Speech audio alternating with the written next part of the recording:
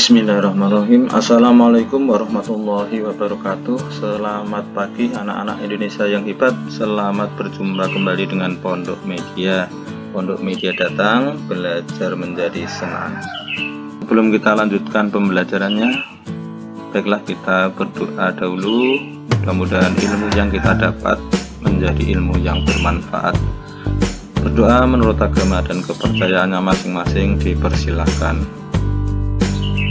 Amin. Baiklah anak, seperti biasa sebelum kita ke materi, yang belum subscribe silahkan subscribe terlebih dahulu karena subscribe itu gratis. Kali ini kita akan belajar tema 4, subtema 3, masuk ke pembelajaran 2. Kita langsung ke materinya. Muatan pelajaran yang akan kita pelajari hari ini, yang pertama adalah muatan pelajaran bahasa Indonesia, dan yang kedua SPDP, dan yang ketiga IPA. Mari kita berliterasi terlebih dahulu. Udin gemar membaca. Udin memiliki banyak buku cerita rakyat. Ada cerita Lutung Kesarung, Bawang Merah dan Bawang Putih, Keong Mas, dan masih banyak lagi cerita rakyat lainnya. Udin menjadi mengetahui beberapa cerita rakyat dari berbagai daerah.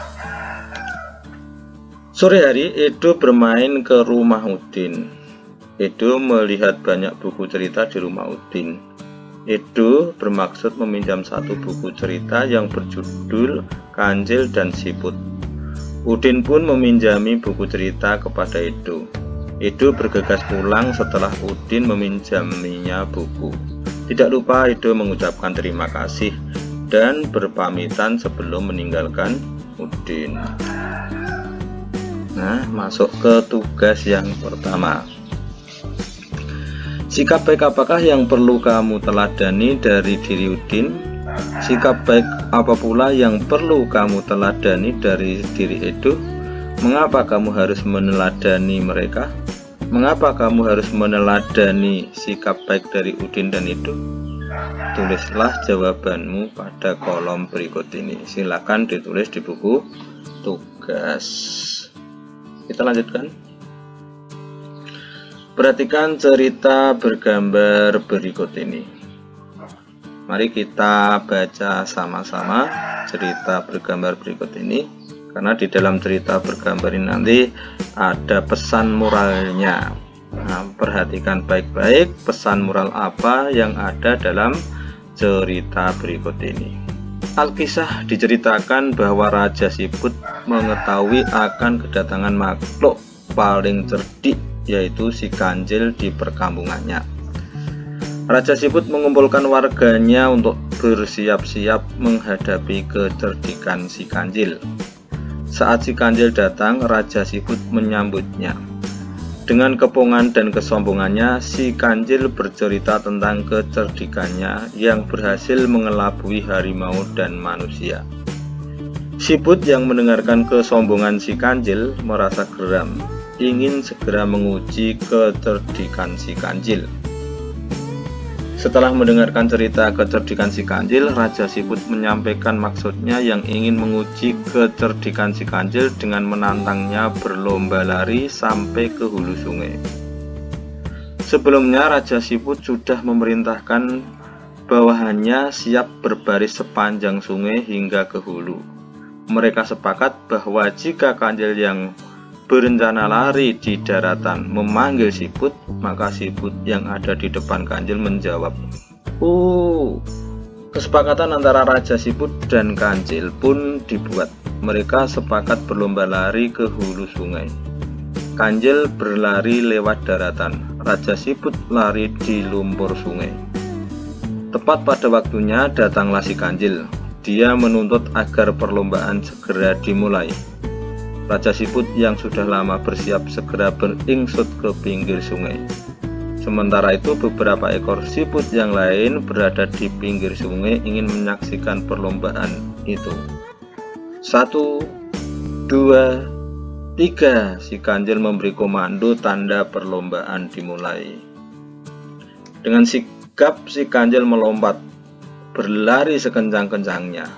Setiap 50 langkah dia berseru, "Di mana engkau Siput?"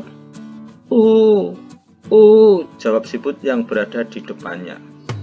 Si kancil semakin mempercepat larinya. Lalu terdengar lagi si kancil berseru, "Di mana engkau siput?" Kembali terdengar jawaban siput telah berada di depannya. Si kancil menjadi marah dan kian memperkuat larinya. Setiap kali dia berseru selalu dijawab oleh siput yang telah berada di depannya. Demikian seterusnya, si kancil tidak dapat mengalahkan siput dalam perlombaan itu. Dia tidak dapat menerka taktik yang dipakai oleh Raja Siput dan anak buahnya. Akhirnya dia merasa kelelahan. Sambil menggerutu dengan napas terengah-engah, sang kancil pun berkata, "Hai siput, mulai hari ini aku menyatakan bahwa engkaulah binatang yang paling cerdik dan dapat mengalahkan aku. Selamat tinggal." Setelah itu, sang kancil pun melompat dan lari menghilang dari perkampungan siput. Sekarang tinggallah siput-siput itu bergembira ria. Mereka yang telah bekerja keras, bergotong royong, serta dapat membina persatuan dan kesatuan. Nah, tugas yang kedua, berdasarkan cerita gambar di atas, siapakah yang memiliki sikap sombong dan pongah? Bagaimanakah pendapatmu terhadap sikap tersebut? Nah, tulislah di buku tugasmu. Kita lanjutkan. Kamu telah membaca sebuah cerita bergambar atau disingkat cergam. Kamu tentu bisa juga membuat cerita bergambar seperti di atas. Apa sebenarnya cerita bergambar itu? Bagaimana cara membuat cerita bergambar? Cergam merupakan kependekan dari cerita bergambar. Cergam mengandung pengertian perpaduan gambar dan teks yang berbaur menjadi satu kesatuan, serta mengandung keindahan dan cerita yang bermakna. Itulah yang dimaksud dengan cerita bergambar. Apakah yang dimaksud dengan cerita bergambar? Ungkapkan pendapatmu mengenai cerita bergambar. Tulislah di kolom berikut ini. Nah, ini jadi sambungan tugas kedua. Tugas yang tadi ini tugas kedua disambung di bawahnya nanti ya, disambung dengan ini.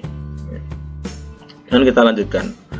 Ada beberapa langkah yang harus kamu perhatikan dalam membuat gambar cerita. Beberapa langkah yang dimaksud adalah sebagai berikut. 1. Tentukan ide, gagasan, tema yang akan dibuat. 2. Tentukan karakter tokoh utama dan karakter dari tokoh pembantunya yang akan ada dalam cerita. 3. Buat alur cerita sederhana secara garis besar yang menggambarkan isi cerita, kemudian masing-masing bisa dikembangkan. Yang keempat, mulai menggambar sesuai alur cerita yang telah dibuat. Selanjutnya, kamu telah memahami langkah-langkah membuat gambar cerita tadi. Sekarang coba kamu praktekkan membuat gambar cerita, satu adegan gambar cerita saja. Ceritanya bisa seperti ini. Suatu hari kancil sedang berbicara serius dengan kura-kura. Boleh dengan adegan yang lain, ya, satu adegan saja, bebas ya. Tahukah kamu, kancil termasuk hewan mamalia? Kancil memiliki jantung yang terdiri atas 4 ruang, seperti manusia ini ya. Ada 4 ruang jantungnya, yaitu 2 atrium dan 2 ventricle. Jantung mamalia telah dilengkapi dengan sekat-sekat yang sempurna serta cabang-cabang dari pembuluh aorta lebih banyak. Bagaimanakah peredaran darah pada hewan mamalia seperti kancil? Untuk mengetahui kalian bisa browsing di internet, atau mungkin kalian punya buku-buku bacaan yang ada hubungannya dengan peredaran darah hewan mamalia, silahkan dibaca ya. Kemudian hasilnya nanti dituliskan di kolom ini ya, nama hewannya, kemudian organ peredaran darahnya apa. Nah, ini adalah merupakan kelanjutan dari tugas-tugas yang tadi. Baik, kita lanjutkan. Ayo kita renungkan apa yang kita pelajari hari ini, pesan moral apa yang ada dalam cerita tadi antara si Kanjel dengan siput. Kemudian IPA-nya tadi organ peredaran darah hewan yang bisa kalian browsing di internet.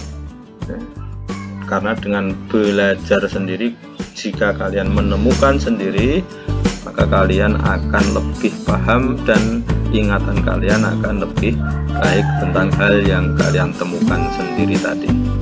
Begitu yang bisa saya sampaikan untuk pagi hari ini. Mohon maaf jika ada kesalahan dan kekurangan. Jangan lupa yang belum subscribe, silahkan subscribe. Terima kasih. Billahi taufiq wal hidayah. Wassalamualaikum warahmatullahi wabarakatuh.